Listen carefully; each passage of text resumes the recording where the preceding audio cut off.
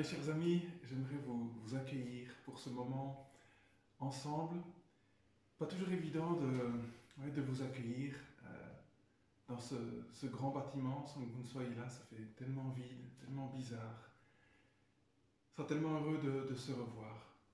Mais le moment qu'on veut partager ensemble n'est pas un moment de conférence, d'étude.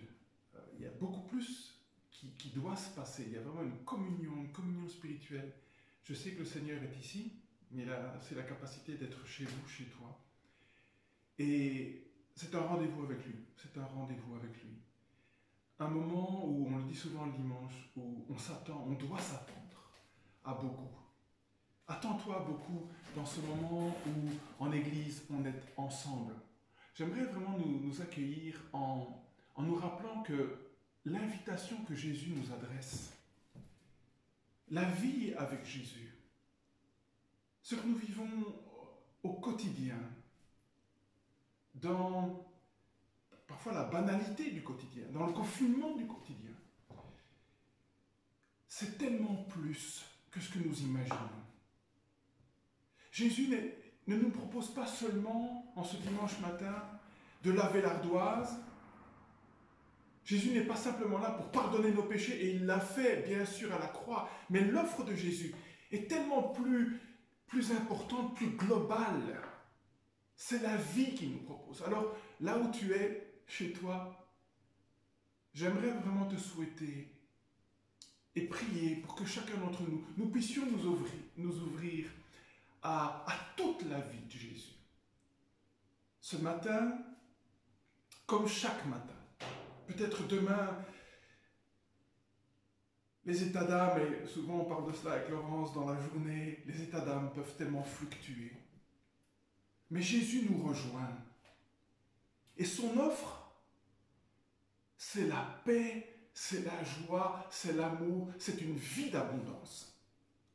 Où que nous soyons, quoi que nous fassions, quelles que soient les circonstances, dans la barque, dans la tempête, Paul disait, j'ai appris à vivre dans l'abondance, dans la disette. J'ai appris à vivre dans le confinement, dans la paix, dans la joie du Christ. Alors, vraiment, j'aimerais vous accueillir.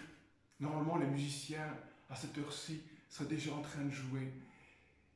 Mais même s'ils ne sont pas là, l'offre de Jésus, cette offre d'abondance, Jésus disait à la Samaritaine, si tu savais qui te parle, si tu savais quel est le cadeau de Dieu, et ce cadeau, il est pour nous, parce que Jésus est avec nous. Cette offre, elle est globale, elle est constante. Et j'ai même envie de dire, elle va en crescendo jusqu'au moment où nous serons avec lui dans la gloire. On en parlera la semaine prochaine, lors du culte de Pâques. Vraiment que, en ce début de journée, la paix de Jésus, qui surpasse toute intelligence, toute circonstance, soit avec toi. Oh Seigneur, donne cela à notre communauté. Donne cela à tes enfants, donne cela à notre pays. Une paix tellement profonde, une joie. Même si nous sommes privés de nos bien-aimés, une joie profonde parce que Jésus est là. Jésus disait, vous êtes tristes maintenant, aux apôtres avant son arrestation. Mais vous me reverrez, et vous serez dans la joie, et personne ne va vous ôter cette joie. C'est notre cas maintenant. Que son amour aussi soit tellement palpable à nos cœurs. Que personne ne se sente isolé, en manque, en panne d'amour, parce que Jésus est là avec nous. Il est le même aujourd'hui et pour l'éternité. On connaît ces textes. Il nous faut maintenant les intégrer. Alors soyez les bienvenus pour cet enregistrement, pour ce message que j'aimerais partager avec vous. Il y a un épisode dans la vie de Jean Calvin qui m'a toujours étonné. Il était, avec son ami Guillaume Farel, banni de Genève en 1538 jusqu'en 1541. Et Calvin avait l'habitude, notamment lors de la prédication dominicale, d'aborder les textes, on appelait ça la prédication textuelle, paragraphe par paragraphe, les commenter. Et il était à ce moment-là, en 1538, en train d'étudier l'épître aux Corinthiens, aux Genevois. Et il est banni, il revient en 41, premier dimanche où il est là, il dit « Nous allons reprendre maintenant notre lecture, notre étude de l'épître aux Corinthiens. » Malgré les 3 ans, il a repris les fondamentaux. Alors, j'aimerais que nous restions sur le cap 25, et pour ceux qui nous rejoignent, j'aimerais vous expliquer dans l'introduction ce que ça signifie. Mais j'aimerais que nous restions sur les fondamentaux, sur cette maturation que nous voulons installer dans nos cœurs et dans nos vies. L'actualité nous montre que tellement d'actes de bravoure autour de nous, tellement de dévouement, de don de soi autour de nous. Et merci en tout cas à tous ceux et celles qui se donnent corps et âme. Merci aux médecins de la communauté, les infirmières, puis tous ceux qui servent discrètement leurs prochains. Un tout grand merci à chacun. On vit dans une société qui a tellement de besoins autour de nous. Tout en étant reconnaissant pour tout ce qui se fait au niveau humain, j'aimerais que nous ne nous laissions pas leurrer, nous ne nous laissions pas tromper sur le grand besoin de l'homme, le grand besoin de notre société. Bien sûr, on doit vaincre ce virus. Bien sûr, il faut qu'on veille à ce que chacun ait suffisamment de confort, de nourriture. Très certainement. Donnons-nous, aimons, servons. N'oublions pas que le plus grand besoin dont l'homme souffre, dont nos voisins ont besoin, nos familles, c'est Jésus-Christ. C'est Jésus-Christ. Le besoin de l'homme, c'est de rencontrer Jésus-Christ à travers, très souvent, les vrais disciples de Jésus-Christ. Quelqu'un avait eu cette belle formule. L'Église, pas en tant que bâtiment, pas en tant qu'institution, mais en tant que corps formé de disciples de Jésus-Christ, est le seul espoir du monde. Seul porteur de la bonne nouvelle qui nous réconcilie avec Dieu et qui nous offre, comme je le disais en introduction, une qualité de vie, une offre de vie incroyable que personne d'autre ne peut offrir. Église, le seul espoir du monde. Ne perdons pas de vue que, comme Jésus disait à la Samaritaine, si tu savais qui j'étais, si tu savais quel est le cadeau de Dieu, c'est toi qui lui aurais demandé de l'eau, et moi je t'aurais donné une eau vive. Ne perdons pas de vue que ce dont nos proches ont besoin, c'est de Jésus-Christ. Alors, j'entends déjà peut-être les détracteurs, les pessimistes qui diront « Ouais, mais tu as vu l'état de l'Église.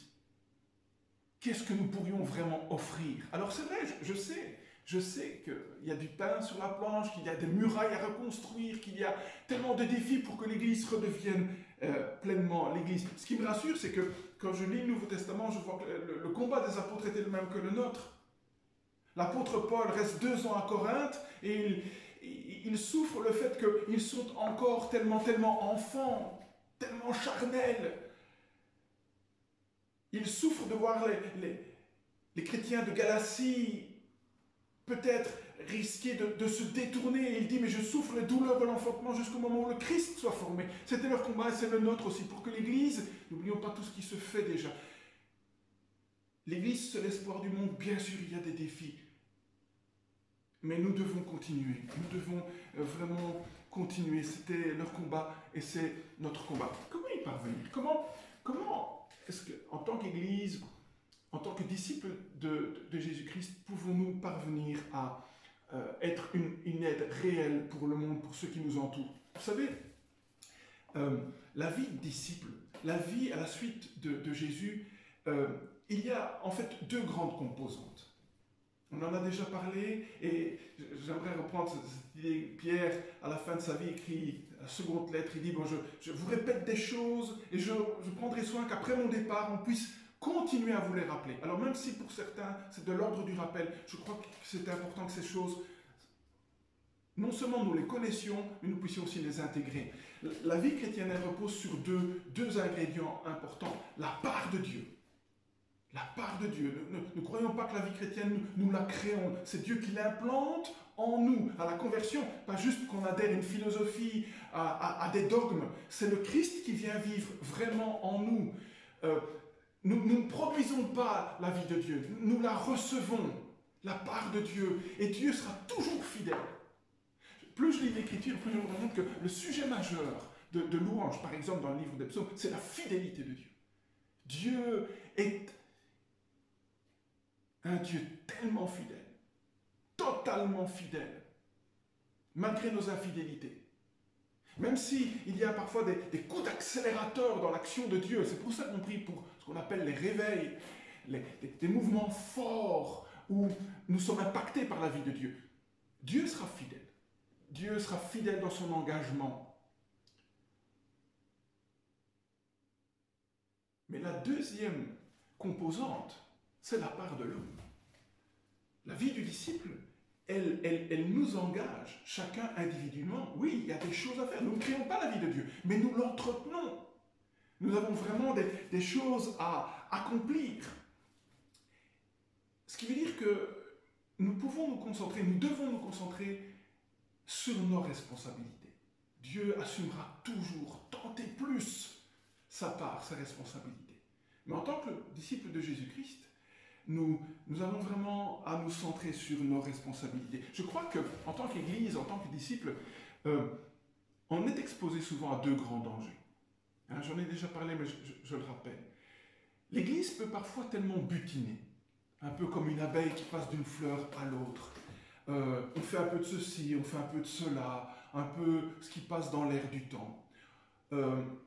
Et on n'avance pas dans grand-chose parce qu'on fait un peu de tout, et parfois n'importe quoi, et on ne va pas au fond des choses. Et puis le deuxième danger, c'est de se spécialiser. Une église qui serait uniquement spécialisée dans, par exemple, la louange, uniquement spécialisée dans l'évangélisation. Or, nous nous rendons compte que nos responsabilités, elles sont vraiment multiples. Elles sont multiples. Devenir un disciple accompli, mature, être réellement l'espoir du monde, ce n'est pas seulement que bien louer. Et combien c'est essentiel.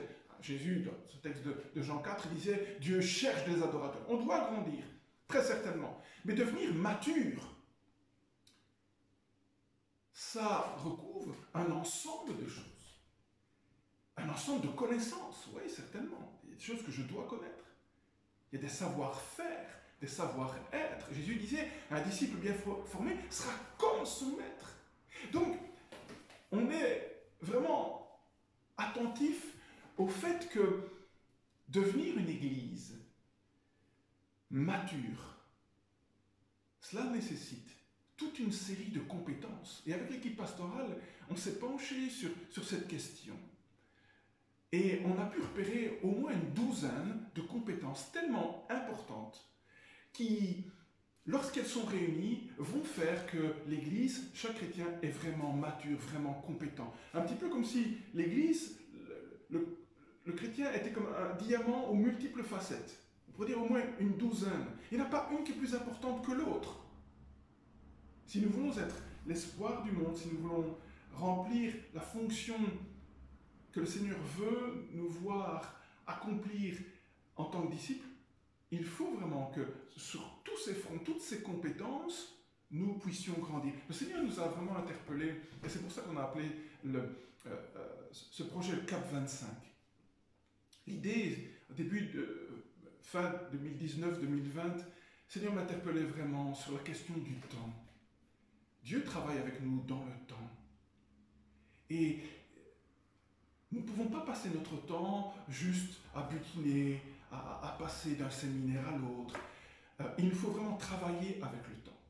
Si nous ne nous mettons pas en route, si nous ne prenons pas la maturité en main en nous disant « mais nous voulons nous donner les moyens pour, dans ces 12 domaines de compétences, de grandir en 2025, puisqu'il nous sera donné, Dieu voulant, de connaître le quart du siècle, nous serons toujours les mêmes. » Donc, avec l'Église, on s'est fixé un cap de devenir une église très intentionnelle, avoir l'intention de mûrir, de grandir, de devenir mature.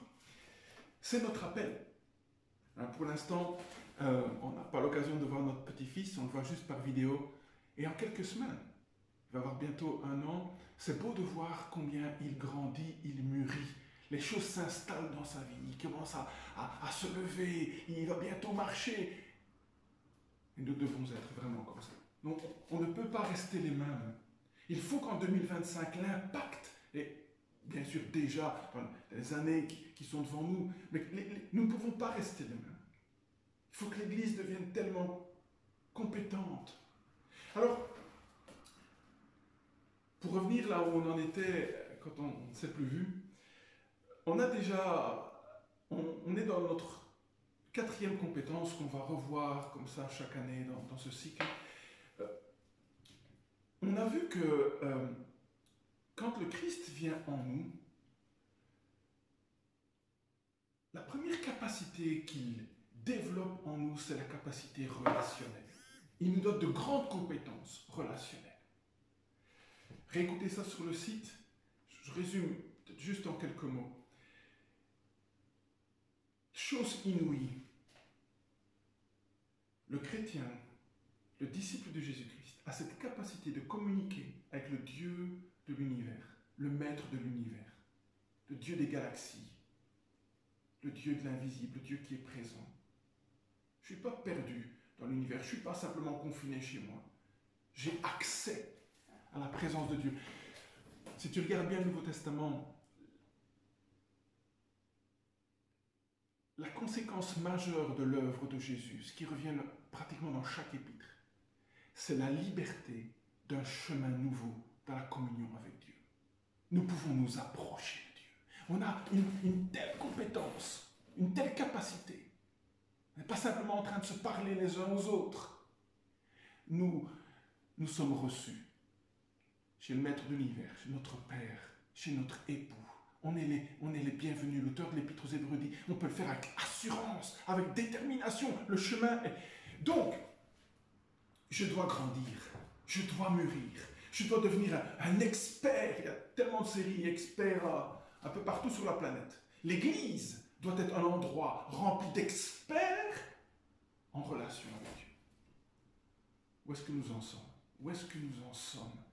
Combien de temps est-ce que je passe en tête-à-tête avec Dieu? Pour que toute ma journée, ensuite, se déroule dans sa présence. J'aimerais vraiment nous inviter à ne pas tout le temps être connectés, à ne pas avoir tout le temps des notifications qui vont distraire notre esprit. Notre première responsabilité, c'est la relation avec Dieu. Je l'avais dit déjà à l'église, j'avais été tellement piqué par cette réflexion de quelqu'un qui me disait, mais le monde, dans tellement de domaines, développe un côté tellement professionnel, tellement compétent, et l'Église reste tellement amateur. Ça, c'est interpellant quand même. Alors que, comme dit l'auteur de l'Épître aux Hébreux, nous devrions être des maîtres, des enseignants, des hommes et des femmes accomplis, matures. Si souvent, l'Église est marquée par l'amateurisme. Notre première compétence, c'est la relation avec Dieu. Investissons du temps. Investissons du temps dans la relation. Relation avec soi-même, réécoutez, on y reviendra. J'ai besoin aussi que la relation avec moi-même soit bonne. Et relation avec les autres. Beaucoup de compétences nous sont données. Deuxième point de compétence, le Christ vient en nous et on a dit que c'était les compétences changementielles. C'est-à-dire qu'il vient en nous non pas comme une roue de secours, mais comme un nouveau moteur. Il vient apporter des changements importants. Et c'est souvent là que nous résistons. Il vient amener le royaume de Dieu. La vie d'en haut. La vie d'en haut. Il y a donc vraiment tout un programme de transformation, des changements de valeur.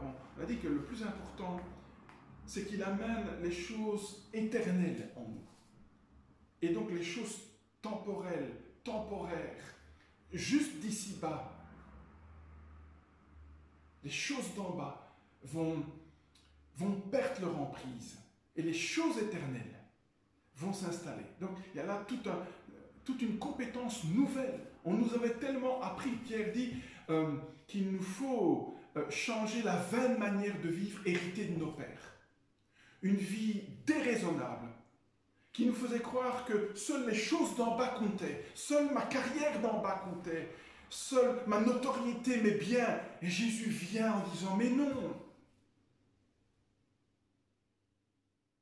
ce sont les choses éternelles qui comptent. Paul avait cette audace de dire, mais les choses d'en bas, les choses invisibles, les choses visibles passent, mais les choses éternelles, les choses invisibles demeurent. Donc on doit développer cette capacité, ces changements de valeur. Je ne vis pas simplement pour mon aujourd'hui.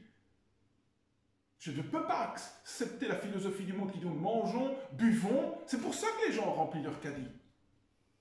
Mangeons, buvons, prenons du papier toilette, parce que demain nous mourrons. Faux. Nous allons vivre pour l'éternité.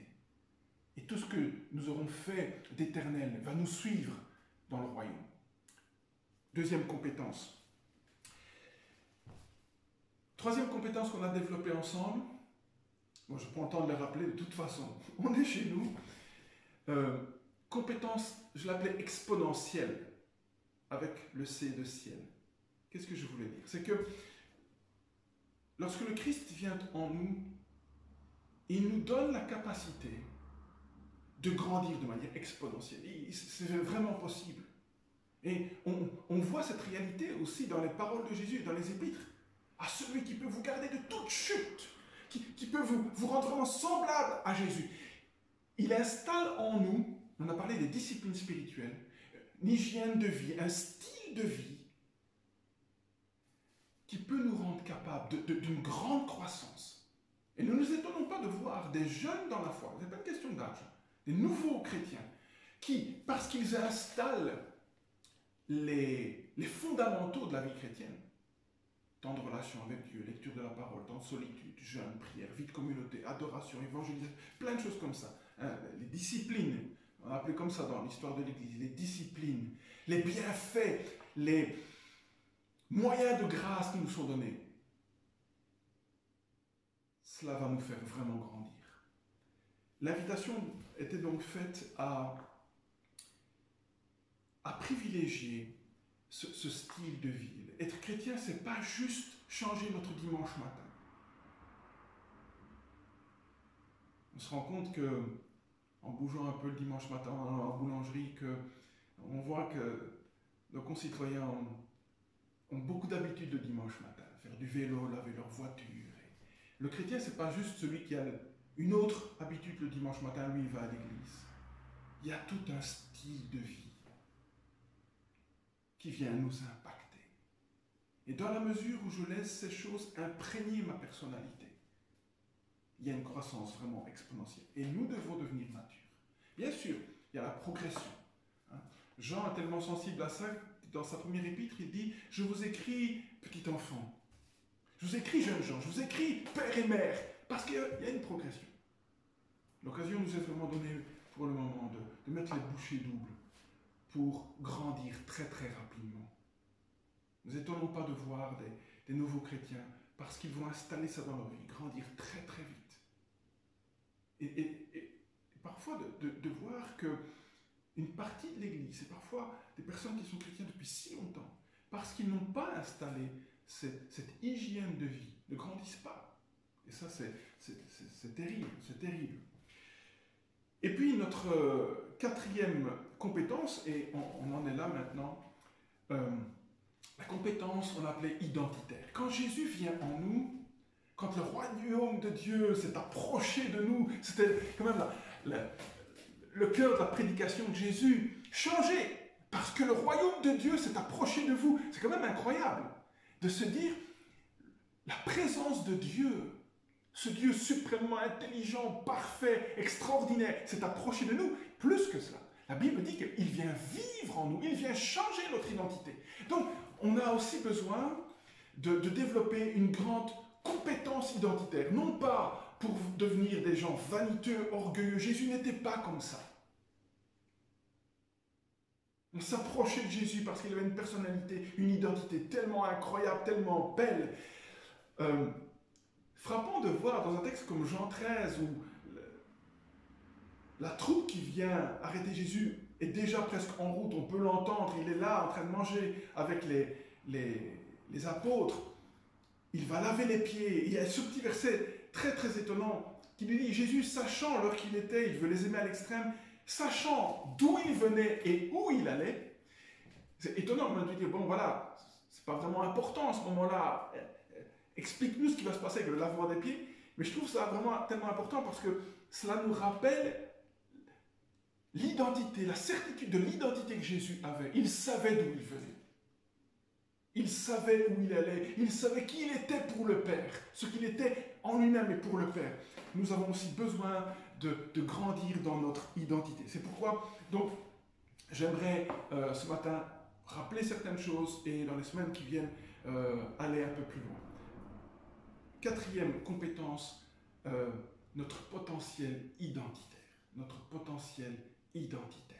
On a besoin de savoir d'où nous venons, qui nous sommes, ce que Jésus a fait pour nous, ce que Jésus a fait de nous et où nous allons.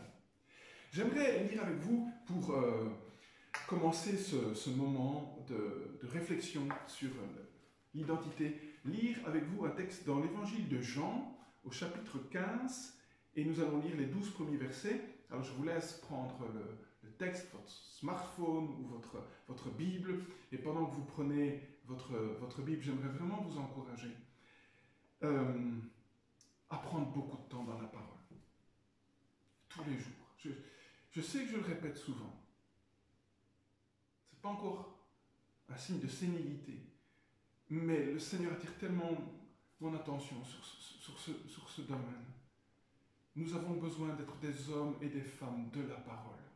Le psaume 1 s'ouvre en disant « Heureux l'homme qui ne fait pas ceci », mais qui trouve son plaisir dans la parole du Seigneur, dans la loi de l'Éternel, qui trouve et qui la médite jour et nuit. Nous sommes appelés à trouver du plaisir. Alors, super d'écouter des capsules vidéo, des messages, okay. Mais je crois que mon premier point de nutrition, le premier espace où je prends le plus de temps, c'est dans la parole. Dans la parole. Un des objectifs importants et puissants, nutritifs, caloriques, dans la lecture, la méditation, l'intégration de la parole. Alors, on lit Jean 15 pour introduire cette réflexion sur l'identité. C'est Jésus, on est vraiment, la troupe qui va l'arrêter arrive, mais il veut encore leur dire des choses tellement importantes. D'ailleurs, les disciples diront « Ah, maintenant tu ne parles plus avec des paraboles, on comprend bien. » Jean 13, 14, 15, 16, 17, c'est des grands sommets de la révélation. Et Jésus dit ceci. « C'est moi qui suis le vrai cep, et mon Père est le vigneron. Tout sarment qui est en moi et qui ne porte pas de fruit, il l'enlève. Et tout sarment qui porte du fruit, il le taille afin qu'il porte encore plus de fruits. Déjà vous êtes purs à cause de la parole que je vous ai annoncée. C'est pourquoi demeurez en moi, et je demeurerai en vous. Le sarment ne peut pas porter de fruits par lui-même, sans rester attaché au cep. Le sarment ne peut pas porter de fruits par lui-même s'il ne reste pas attaché au cep. Et il en va de même pour vous. Si vous ne demeurez pas en moi, je suis le cep et vous êtes les sarments. Celui qui demeure en moi et en qui je demeure porte beaucoup de fruits. Celui qui demeure en moi et en qui je demeure porte beaucoup de fruits, car sans moi, vous ne pouvez rien faire. Sans moi, vous ne pouvez rien faire. Si quelqu'un ne demeure pas en moi, il est jeté dehors comme le sarment et il sèche. Puis on ramasse les sarments, on les jette au feu et ils brûlent. Si vous demeurez en moi et que mes paroles demeurent en vous, si vous demeurez en moi et que mes paroles demeurent en vous, Vous demanderez ce que vous voudrez, et cela vous sera accordé.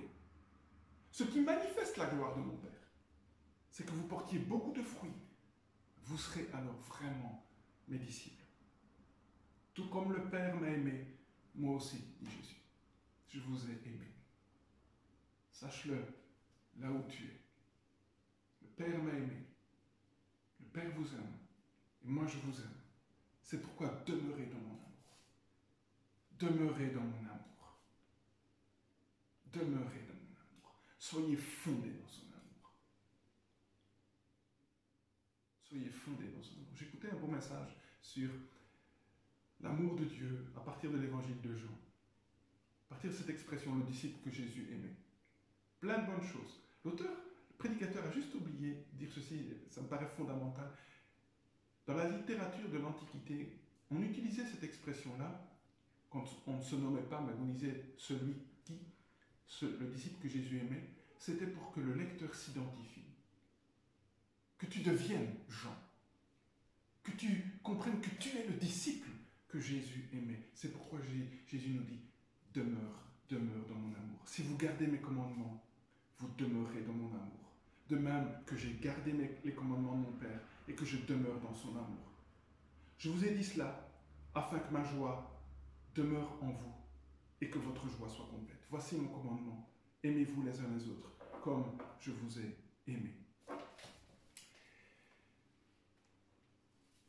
Jésus dit, je suis le cep et vous êtes les sarments.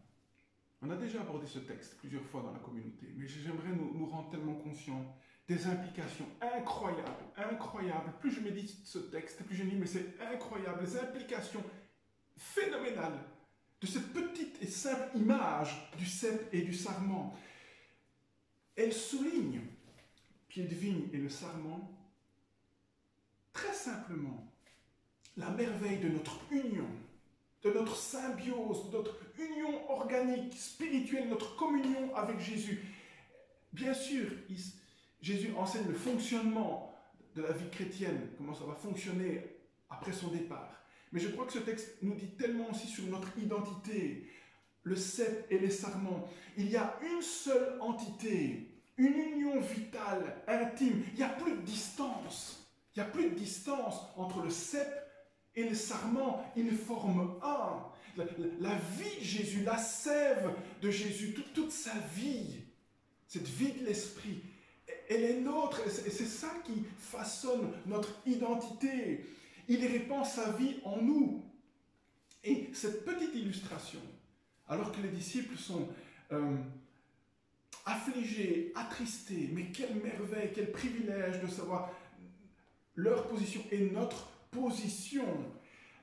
Voilà quelle est la nature de la vie du disciple. Voilà ce qui marque notre identité. On n'est pas d'abord quelqu'un, des personnes.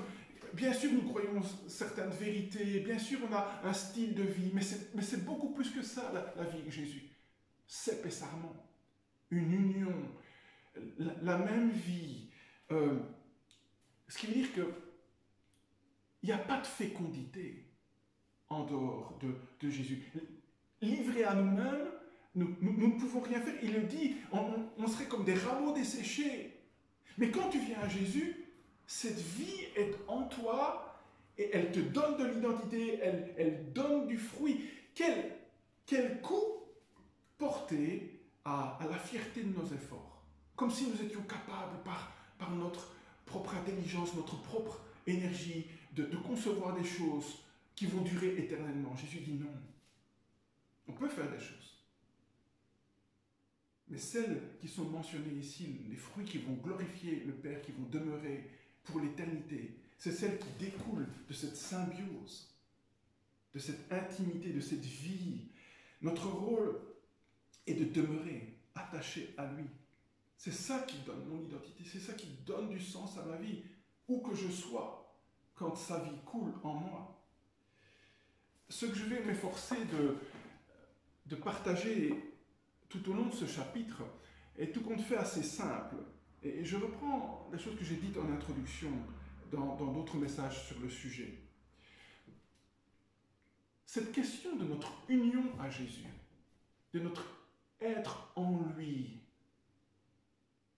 fait, Paul va utiliser plus de 70 fois cette expression, nous sommes en lui, notre union à Jésus. C'est pas juste un à côté, une petite entrée, on pourrait dire, une petite soupe avant des choses, hein, le plat de résistance, pas de consistance plus important. C'est pas juste une petite porte qu'on ouvre pour aller dans des pièces nettement plus importantes. C'est pas vrai ça. Notre identité, notre union avec Jésus-Christ, c'est le plat de consistance. C'est la pièce principale de la vie chrétienne. C'est le steak, c'est le salon de la vie chrétienne. Et pourtant, si souvent, les chrétiens fouillent autre part.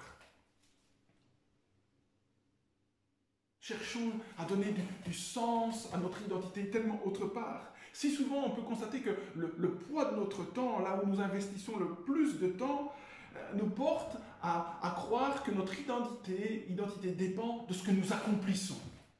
Et donc, dans une période comme celle-ci, où peut-être tu es privé de faire les choses habituelles que tu accomplissais, tu es en souffrance d'identité parce que tu t'identifies à ce que tu faisais. Je suis ce que je fais. Et quand on tombe dans ce piège,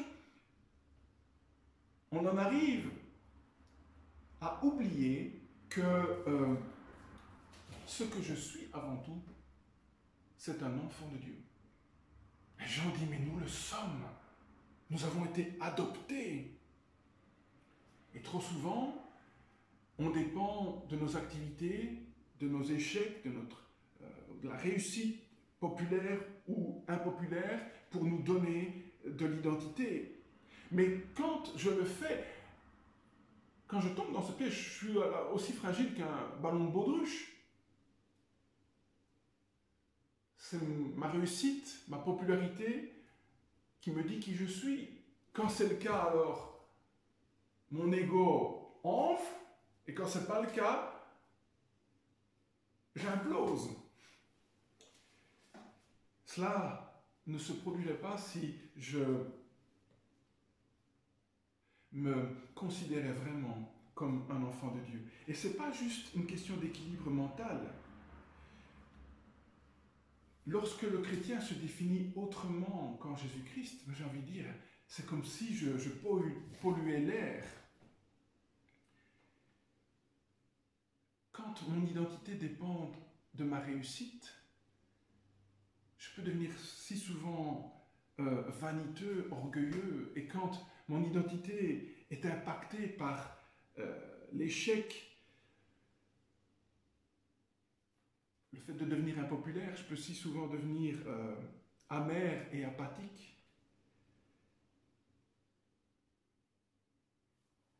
Notre union à Jésus-Christ doit opérer vraiment un travail en profondeur dans notre cœur. J'ai envie de dire un labourage en profondeur, au plus profond de nous-mêmes. Alors, c'est clair que quand nous sommes venus à Jésus, automatiquement, immédiatement, nous sommes devenus enfants de Dieu. Nous sommes l'épouse de Jésus-Christ. Mais pour que cette vérité soit vraiment ressentie, installée, intégrée au plus profond de nous-mêmes, ça nécessite vraiment un profond travail. C'est une compétence qu'il nous faut acquérir. Il faut que je sorte de la vaine manière de vivre, héritée de mes pères, qui me disaient que si le bulletin est bien, tu es quelqu'un, si ta voiture est bien, tu es quelqu'un, si tu atteins tel sommet intellectuel, tu es quelqu'un. Paul n'avait pas peur de dire aux Corinthiens, il y a parmi vous très peu de sages, très peu d'intelligents, mais en Jésus-Christ, il est votre sagesse, il est votre justice, il est votre gloire, vous êtes vraiment enfants de Dieu.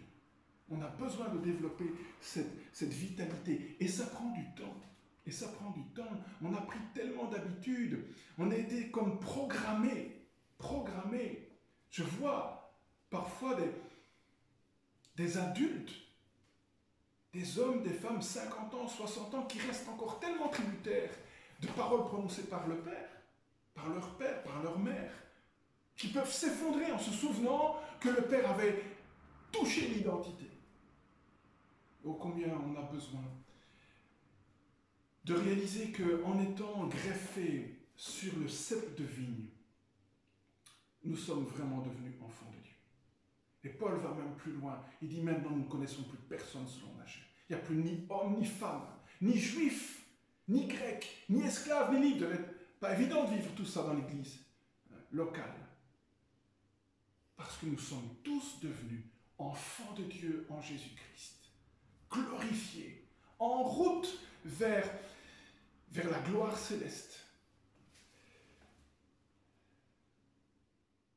Dans l'intérêt de notre santé, de notre joie, de notre communion les uns avec les autres, j'entendais qu'en France, 35% des couples sont en train de chavirer.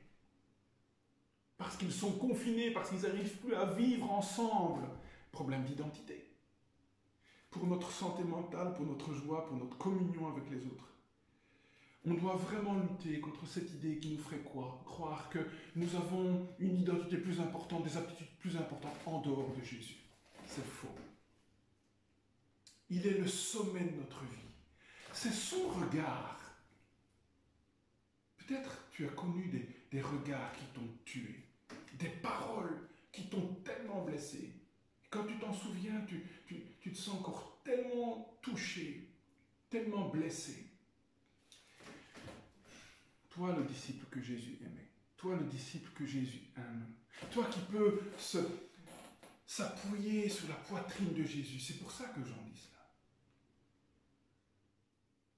Ne crois pas qu'il y a un meilleur statut, une meilleure identité, une meilleure reconnaissance liée au compte bancaire, au diplôme, à la réussite matérielle. Que ça, c'est plus important, plus grand que le statut que nous avons en Jésus-Christ. Son regard, ce qu'il dit de toi. C'est unique, c'est définitif, c'est immérité, c'est inconditionnel. Et c'est ça dont nos proches ont besoin. L'Église est le seul espoir. Tu es le seul espoir pour beaucoup de personnes autour de toi, dans ta sphère d'influence. Parce qu'à travers ton regard, Jésus veut regarder. À travers tes mains, à travers tes paroles, nous devons de communiquer cette identité, cet amour, cette acceptation, toutes ces choses qu'on va développer ensemble. Vous voyez pourquoi? C'est pas juste le fait qu'on se sente bien dans notre peau et tant pis pour les autres. Mais être porteur de la vie de Dieu pour les autres. Et ça ne pourra se faire que quand je suis bien dans mes godasses. Quand je me sens vraiment accepté, vraiment aimé, vraiment valorisé. Alors, j'aimerais encore aller un peu plus loin et reprendre certains points. On va voir dans tout ce chapitre, je veux d'abord qu'on parle de la nature et du plan de Dieu, on parlera un peu de notre nature, de nos besoins, comment Dieu veut y répondre et comment faire pour nous approprier, pour intégrer cela dans notre vie, pour que ça ne reste pas juste des éléments intellectuels, mais que cela façonne vraiment notre identité. Alors je voudrais que nous puissions prendre encore un peu de temps ensemble et je voudrais parler avec vous de la nature et du plan de Dieu par rapport à notre identité. Vous savez, les gens qui sont autour de nous, les gens qui n'ont aucune relation avec le Créateur, sont comme nous aussi. On marche sur la même terre, on a les mêmes besoins, ils sont aussi en quête d'amour, en quête de sécurité, en quête de raison d'être et d'épanouissement. Tout le monde cherche cela. Nous nous levons. L'enfant se lève avec cette question inconsciente. Est-ce que tu m'aimes? Est-ce que tu m'aimes? Tous ces besoins, Dieu les a placés en nous. Le souci, c'est que depuis que nous sommes sortis de sa présence, Jardin d'Éden, plus rien sur terre ne peut raisonnablement, suffisamment et complètement satisfaire ses aspirations les plus profondes. Nous le savons. Alors en théorie, je crois que chaque chrétien reconnaît que Dieu seul, ça fait partie de notre confession de foi, Dieu seul peut combler nos besoins les plus importants. Or, je crois que si souvent nous ressemblons aux incroyants quant aux moyens que nous utilisons pour répondre à ces besoins. Nous cherchons dans les mêmes rayons qu'eux. Et ça, c'est dû souvent au fait qu'on a oublié une vérité tellement essentielle dans l'Écriture. Et je la rappelle, elle est tellement fondamentale. Si tu cherches la sécurité, si tu cherches l'amour, et nous la cherchons, une raison d'être, la sécurité, si je cherche là comme une fin en soi, si c'est l'objectif de ma vie, sur terre, je ne le trouverai jamais. La Bible dit que ça, c'est la conséquence de la recherche de Dieu. C'est le surplus, c'est ce qui déborde de la conséquence de la recherche de Dieu. Quand je cherche Dieu, nous avons été faits pour cela. La Bible est très claire. Nous sommes faits pour chercher Dieu, pour connaître Dieu.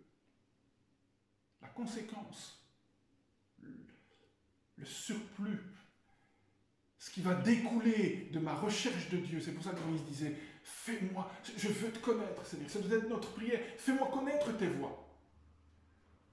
L'objectif premier est de connaître Dieu.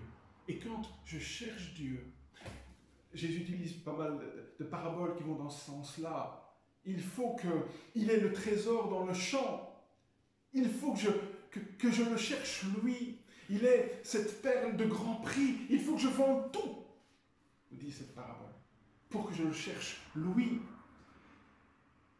Quand je le mets à la première place, tout le reste se met en place dans ma vie.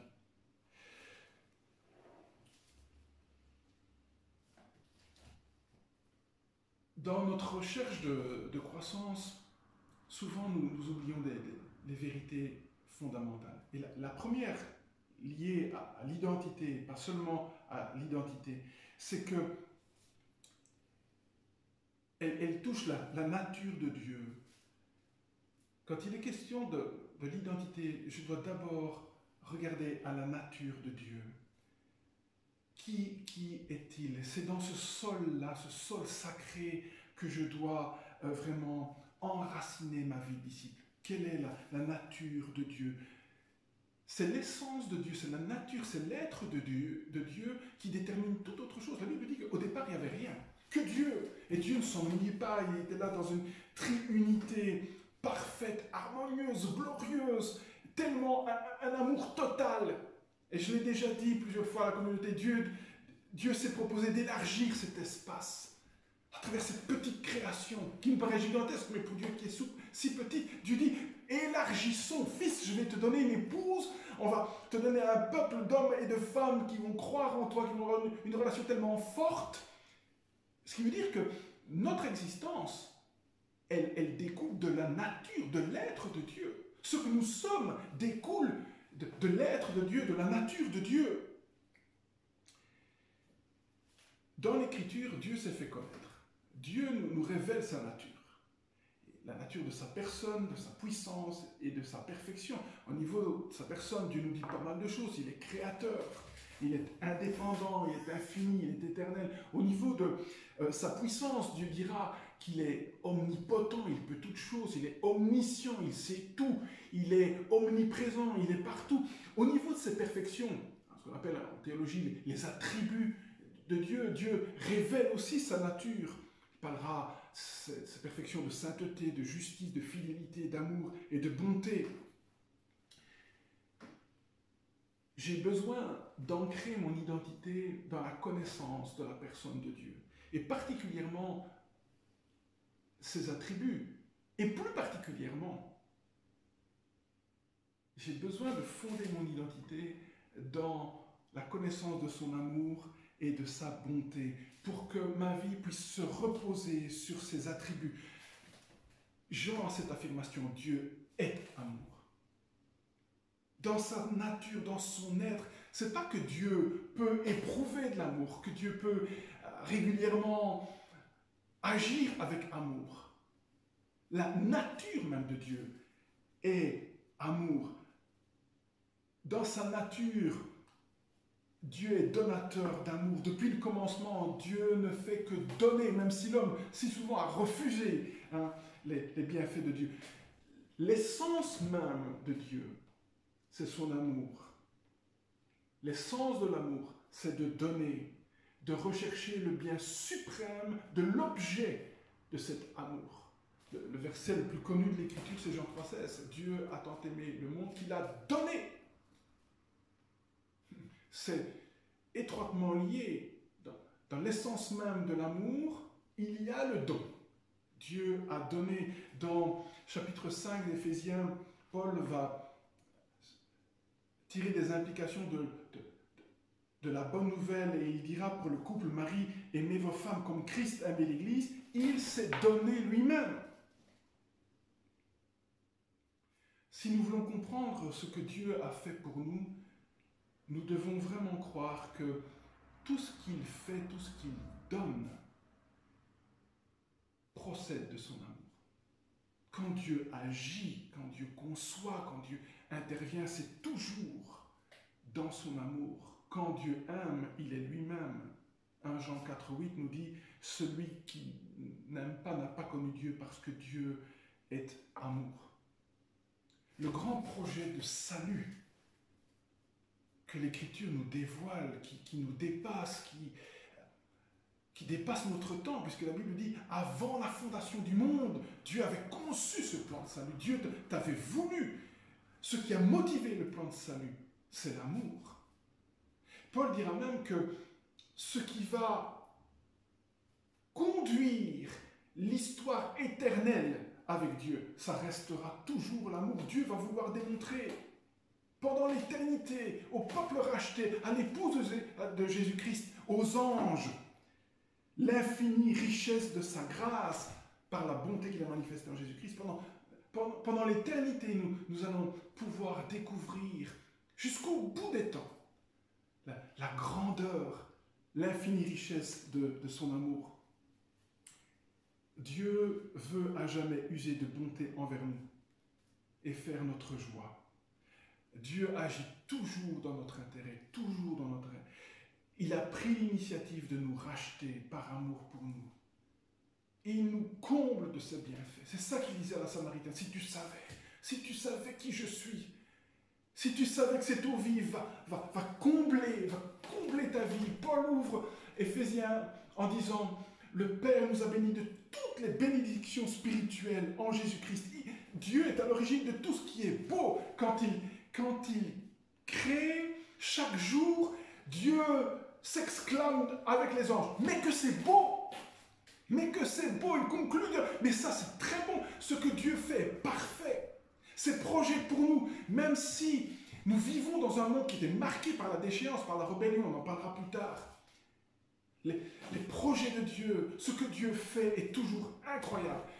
Je sais que je le répète, mais c'est tellement important pour nous de ne pas mettre cela en doute, et particulièrement à l'heure de l'épreuve, particulièrement à l'heure où nous ne comprenons pas.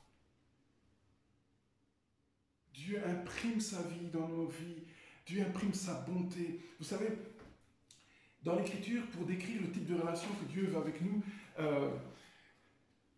plusieurs métaphores sont utilisées avec des éleveurs. Il y a l'image du berger et du mouton, les parents et les enfants, le mari et l'épouse. Les moutons peuvent s'égarer, les enfants peuvent se rebeller, l'un des conjoints, hélas, peut être infidèle. Et c'est cette rébellion-là vis-à-vis de Dieu et le rejet de son amour qui sont à l'origine du mal et de la souffrance dans le monde. Nous vivons dans un monde marqué par la souffrance, par la mort, par le mal, parce que nos parents et nous-mêmes, nous avons dit non à Dieu et nous en subissons encore aujourd'hui les conséquences. Nous vivons dans un environnement qui a été faussé, abîmé par le péché. Mais, la bonne nouvelle, Dieu ne s'est pas dit, ok, je termine l'histoire, je roule le livre, c'est terminé. Dieu savait ces choses. Mais parce que Dieu est amour, il a accepté notre choix, mais il avait de toute éternité conçu un plan de sauvetage, de salut en Jésus-Christ. Dieu a tant aimé le monde qu'il a donné Jésus-Christ. En Jésus-Christ, le projet initial reprend vie. Notre identité première est retrouvée, la réconciliation avec Dieu. Si nous voulons comprendre Dieu et sa bonté, nous devons nous tenir fermes à la révélation de sa nature, et particulièrement face aux épreuves de la vie. Le psaume 145 dit « On proclamera le souvenir de ton immense bonté. On célébrera ta justice. L'Éternel fait grâce, il est rempli de compassion, il est lent à la colère, il est plein de bonté. » Je crois vraiment que mieux nous saisissons l'amour de Dieu, mieux je saisis la bonté de Dieu, et plus mon identité va se décoincer, s'apaiser. Dieu ne réalise pas ses projets à mon détriment. Dieu est avec moi, Dieu m'aime, dans un environnement faussé, abîmé, sur un bateau qui coule. Oui, dans lequel il est intervenu pour nous sauver.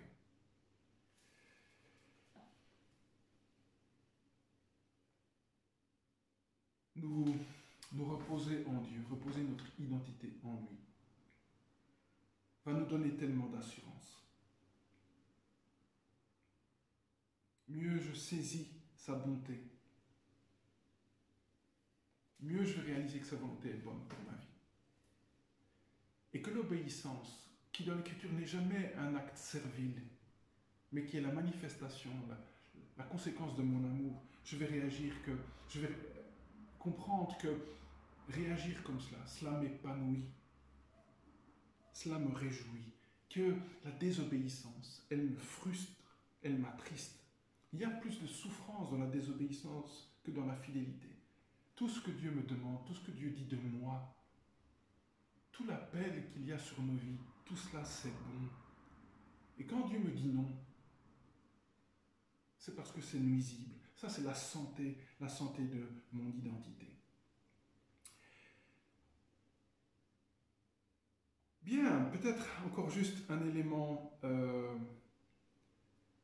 que je mentionne aujourd'hui avant de clôturer. Le plan de Dieu. Je vous ai parlé déjà, donc vous pouvez réécouter sur notre ancienne nature, notre nouvelle nature. Au départ, le projet de Dieu était vraiment parfait. On le voit dans Genèse 1, Genèse 2, une totale harmonie physique, morale, spirituelle, avec soi-même, avec l'autre, avec la nature, avec Dieu. Nous pouvions vivre, grandir, croître dans une innocence, une perfection incroyable, inimaginable. Mais nous avons choisi. Nous pouvions soit rester dans une totale dépendance de Dieu, dans une totale innocence, dans une perfection, ou bien devenir notre propre référence. Ne plus vouloir de Dieu. Et c'est cette deuxième solution que l'homme a choisie. Et cela a entraîné la séparation avec Dieu, ce que la Bible appelle la mort spirituelle. Cela a impacté ma nature, mon identité. On est devenu par nature pécheur. On est passé sous la domination du mal. Mon intelligence, mes émotions, mon corps ont été impactés par le mal. Et c'est pour ça que nous voyons aujourd'hui la mort, la maladie, la souffrance, la laideur. Et si Dieu n'était pas intervenu, pas d'espoir pour l'homme. On serait dans le chaos total. Mais Dieu a conçu, la Bible dit de toute éternité, un plan de sauvetage unique, pas par la religion. Pas par la religion. Et c'est ça qui est incroyable en Jésus. Quand l'ange vient trouver Marie et Joseph, ce petit enfant que l'Esprit allait déposer dans le corps de sa maman, était celui qui allait sauver le monde, effacer nos péchés. Et pour tous ceux qui vont croire, qui mettent leur confiance, la Bible dit que l'ardoise est effacée, mais plus que cela, ils sont réconciliés, ils deviennent enfants de Dieu, ils ont une nouvelle identité. Je voudrais juste terminer en énumérant rapidement les besoins que Dieu a placés en nous. Déjà dans la Genèse, nous voyons que nous sommes des êtres finis. Adam et Ève devaient manger. Ils devaient manger. Il y avait toute une série de besoins physiques, nourriture, vêtements, abri, repos, protection. Et il n'y avait pas que ça, il y avait aussi des besoins psychologiques, des besoins spirituels que Dieu a créés pour nous rapprocher de lui. Pour nous rapprocher les uns des autres, mais pour nous rapprocher de lui. Toutes sortes de classifications. Pour la commodité, je les résume en 3 angles, 3 orientations. Dieu a créé le besoin d'amour et d'acceptation. C'est pas mauvais, Dieu a créé ce besoin en nous. J'ai besoin d'être aimé. Dieu nous a créés comme cela, on n'est pas des arbres, des végétaux. j'éprouve le besoin de sécurité, le besoin d'être vraiment aimé, accepté de manière inconditionnelle. Dieu m'a créé comme cela. J'ai besoin d'être aimé de manière inconditionnelle par au moins une personne. Je serai toujours incomplet si je n'ai pas cette certitude, ce sentiment d'appartenir à quelqu'un, à quelques-uns, d'être aimé tel que je suis, parfaitement. Le problème, depuis que nous sommes sortis du Jardin d'Éden, au mieux, nous sommes aimés imparfaitement par quelqu'un, et dans certains cas, on n'est pas aimé du tout. Combien souffre de rejet et donc d'insécurité, et on va chercher à être comblé autrement. Premier besoin que Dieu a créé. Deuxième, signifiance et identité. J'ai besoin de savoir que ma vie a du sens, que je suis important pour quelqu'un, pour quelque chose, que j'appartiens à une cause qui me transcende. J'ai besoin de savoir que ma vie a de la valeur, que ma vie a un sens. De nouveau, si je ne peux pas répondre à ces besoins, les expériences du rejet de ma personnalité vont vous provoquer une souffrance terrible. Troisième grand besoin, compétence et réussite. J'ai besoin de savoir que je suis compétent, performant, que j'ai des capacités. Pas pour écraser les autres, mais j'ai besoin d'accomplir une œuvre. Moïse dit, affermis l'ouvrage de nos mains. C'est en nous. On a besoin de s'investir dans des choses qui durent, qui ont du sens. J'ai besoin de savoir qu'il y a des choses que je fais et qui réussissent et qui marchent. J'ai besoin, en tant qu'être humain, de valider ma vie, ma valeur personnelle, dans des choses, dans des personnes, dans des activités qui vont durer. Le problème, c'est que si je m'adresse aux gens, aux choses et aux circonstances pour satisfaire ces besoins-là, ça sera toujours trop court, toujours trop court. Dieu a placé ces choses en nous, nous a permis de fonctionner ainsi pour que nous trouvions en lui l'amour, l'identité, la valeur, la sécurité. Tout ici-bas sera toujours trop court. Si je dépends de quelqu'un, si je dépends de biens, d'activités pour me dire qui je suis, pour me donner de la valeur, pour me dire que voilà, je fais des choses qui donnent du sens à ma vie, ça sera toujours trop court. L'Ecclésiaste dit, Dieu a mis en nous la pensée de l'éternité. Dieu a mis une aspiration que seul lui peut satisfaire. Il est le seul à pouvoir combler nos vies. Alors ça ne veut pas dire qu'on ne doit pas se soucier de son apparence, de nos biens et de nos réalisations. Pas du tout. En tant qu'ambassadeur de Jésus-Christ, nous pouvons faire des choses et nous devons viser vraiment l'excellence. Mais si ma joie, si ma paix dépendent de mon aspect, de ce que je possède, de ce que je réalise, c'est comme si je dépendais des créatures plutôt que du Créateur. On aura l'occasion de voir après Pâques que Dieu, en Jésus-Christ, va vraiment combler tous ses besoins. Et qu'en lui, je vais pouvoir être aimé, je vais pouvoir donner un vrai sens à mon existence et je vais pouvoir accomplir des choses qui vont durer, non pas simplement un petit temps, mais pour l'éternité. On aura l'occasion aussi de voir comment s'approprier tout ce que Dieu dit de nous. J'aimerais donc conclure ce matin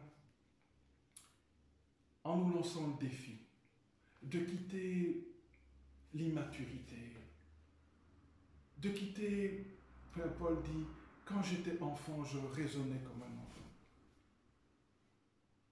On peut être encore adolescent, mais je ne vais pas être adolescent tout le temps. Je dois, au niveau de mes capacités relationnelles, tellement grandir, tellement grandir. Il faut que je sois un être tellement proche de Dieu. Jésus disait, mes brebis entendent ma voix. Que ce confinement nous aide à entendre la voix de Dieu. Que la relation que tu as avec toi-même, c'est lié à l'identité, soit juste. Il faut que je puisse m'aimer correctement. Pas de trop, ni trop peu. Il faut que j'apprenne à me voir comme Dieu me voit. C'est ça le véritable amour de soi, m'aimer comme Dieu me voit. Tu es le disciple que Jésus aimait. Il faut aussi que dans mes relations avec les autres, je devienne tellement compétent. Je sois un homme capable de pardonner, d'aimer et de servir. Il faut que je quitte l'enfance. J'espère que les membres de nos familles avec qui nous sommes confinés vont sortir de ce moment en disant « Mais quelle personne extraordinaire! Oh, pas parfait. Mais c'était bon de vivre. Que c'était bon de vivre cela avec lui, avec elle. » Souvent, je dis à Laurence, même si les enfants manquent, même si l'église manque, si les activités manquent, je suis bien avec toi. Oh, c'est bon. Ce matin, je partais, je dis, oh, vivement, après on est ensemble. Oui, comme hier, comme demain, mais c'est bon de se retrouver. C'est bon de se retrouver. Parce que on doit devenir des experts relationnels. On courait après Jésus. On avait envie de le toucher. Bon, certains n'étaient pas d'accord avec ce qu'il disait, pas de souci, mais il avait une telle capacité relationnelle. Il faut qu'on grandisse. Il faut qu'on grandisse. Quand j'étais enfant, je pensais comme un enfant. Ma relation avec Dieu était de l'ordre de l'enfantillage. Je faisais que demander. Dieu acceptait. Mais maintenant, je peux développer une telle intimité. Je peux tellement être profond et intime que ce qui va le plus m'intéresser, c'est la gloire de mon Père. C'est la gloire de mon Père. Jean 15. Vous allez demander ce que vous voulez. Et mon Père va répondre. Quelle maturité dans la relation. Il faut que je grandisse aussi dans les valeurs du ciel. Demain, après-demain, on est conscient, le monde est secoué. Le monde est secoué parce que nous savons que Jésus revient. Peut-être pas demain, on ne connaît pas le jour et l'heure, mais nous savons qu'au ciel, tout est prêt. Peut-être dans quelques années.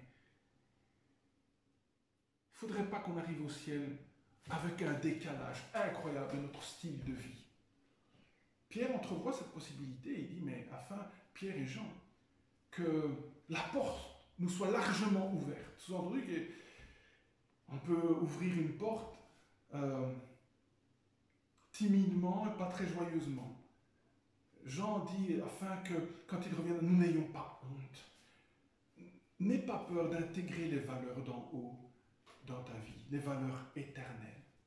Ne laisse pas la pression du monde te faire croire que c'est en fonction de ta beauté, de ta richesse que tu es quelqu'un. On va laisser ça pour TF1. Laissons les valeurs d'en haut, les valeurs éternelles, s'installer en nous. On doit devenir aussi des experts dans les disciplines spirituelles. Paul utilisait l'image des Jeux Olympiques. Il disait, regardez les athlètes. Ils s'imposent tellement de disciplines. Il y a des athlètes leur vie s'écroule parce que les JO sont portés d'un nom. Il dit, mais tirez profit de cet exemple. Vous courez la vie chrétienne pour remporter le prix. Il dit, oui, je m'exerce, je m'impose toute une série de disciplines. Non pas pour se flageller, pas du tout, mais pour connaître le Christ, pour aimer le Christ, pour servir le Christ, pour encourager cette vie en nous. Ça, c'est notre responsabilité. Dieu fera toujours sa part. Dieu fera en sorte que je puisse continuer. Il va donner cette vie nouvelle, les forces. Dieu le fera. Mais à moi de mettre en œuvre ce salut. Devenons vraiment matures, pas des enfants qui, de temps en temps, pensent aux habitudes spirituelles, mais des hommes et des femmes habitués à aller dans les déserts, dans la prière, dans la proximité avec Dieu, dans le souci les uns des autres, dans la pratique des dons spirituels, des fruits, toutes ces choses qu'on a développées ensemble. Et puis, nous sommes en train de devenir matures dans notre identité. Se voir comme Dieu nous voit. Combien de vies ne sont pas paralysées? Combien de ministères? Combien de dons? Comme cet homme dans la parabole qui reçoit un grand potentiel et qui a peur de les faire fructifier et il les cache.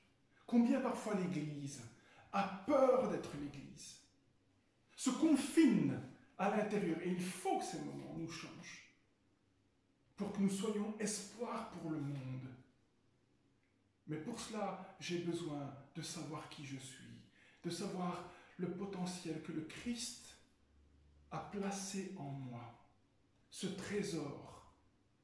Paul dit, nous portons ce trésor dans des vases d'argile, nous-mêmes. Nous ne sommes sur terre pas grand-chose, c'est vrai, mais il est là en nous. Il y a une part précieuse, notre vie est cachée en lui, mais elle est appelée à se manifester. Cette identité, cette suffisance, cette complétude, cette perfection en Christ, elle doit se manifester. Oh papa, par des éclats. Mais par tout ce que l'Esprit va nous amener à accomplir en son nom. C'est ça les fruits. Naturellement, la sève va produire du raisin. Naturellement, là où tu vas aller, tu vas faire du bien, tu vas dire du bien, tu vas rayonner du bien. Tu vas oser prier pour le rétablissement, la croissance et la maturité. Que le Seigneur nous bénisse et nous fortifie. Prions les uns pour les autres, encourageons-nous, téléphonons-nous, écrivons-nous. Nous aimerions continuer à nous fixer rendez-vous, le plus souvent possible, mais le mardi soir, dès 20h dans la prière, Eric va nous parler d'un moyen pour que nous puissions peut-être vivre cette temps de prière tous ensemble en nous entendant les uns les autres. Dimanche prochain, il y aura de nouveau un enregistrement, mais on aimerait dès 10h avoir un temps de prière. Il y a une application particulière qu'il va nous proposer. Que le Seigneur vous bénisse les uns les autres. Je sais qu'elle n'aimera pas que je le dise, mais prions aussi pour Sarah Coulon, qui est malade pour l'instant, qui va mieux. Portons-la dans la prière, elle a besoin de nous. Corinne va mieux normalement, elle recommence à travailler aujourd'hui. Que le Seigneur vous bénisse, vous fortifie, que l'offre de Jésus, qui n'est pas juste le pardon, mais une offre globale, ces mains qui se posent, ces mains de bénédiction. Partout où il allait, il bénissait. Il te bénit, il te bénit. Sa présence te bénit. Tu n'es pas tout seul. Tu n'es pas tout seul. Il est avec toi. Bon, j'arrête parce que sinon, ça va être plus long. Que Seigneur vraiment vous bénisse et vous fortifie. Cède la parole quelques instants à Eric. Tout mon amour, toute mon affection, et je vous serre vraiment dans mes bras. À bientôt, mes amis. Bonjour mes frères et sœurs, vraiment content d'être avec vous cette journée. Voilà, donc en effet, comme Laurent l'a expliqué, ce serait vraiment super de pouvoir repasser un moment ensemble et de prier les uns pour les autres, mais de manière un peu plus directe, c'est-à-dire différente, bien sûr, grâce à l'application que nous pouvons télécharger sur notre smartphone, sur notre ordinateur. C'est l'application Zoom. Je noterai juste ici en bas le lien pour pouvoir la télécharger. Une fois téléchargée, eh bien, j'enverrai aussi par Michel ou via le site le lien pour que vous puissiez vous connecter sur cette application et nous pourrons ainsi chacun prier, nous voir en vidéoconférence et prier les uns et les autres. Voilà, en tout cas, c'est vrai, comme dit Laurent, vous nous manquez, c'est terrible de se dire comme ça qu'on ne sait pas se voir. Ce qui est super, c'est que lorsqu'on se retrouvera, ce sera vraiment formidable. C'est un peu comme l'attente de pouvoir voir une personne qu'on n'a plus vue depuis longtemps, et puis quand on se retrouve, c'est vraiment une joie immense qui pourra être partagée. Voilà, en tout cas, je vous remercie pour vos marques d'affection, pour les coups de fil. Continuez à pouvoir vous téléphoner, à vous encourager les uns les autres. C'est vraiment là qu'on peut voir aussi que nous sommes une famille. Voilà, que le Seigneur vous bénisse et à très bientôt.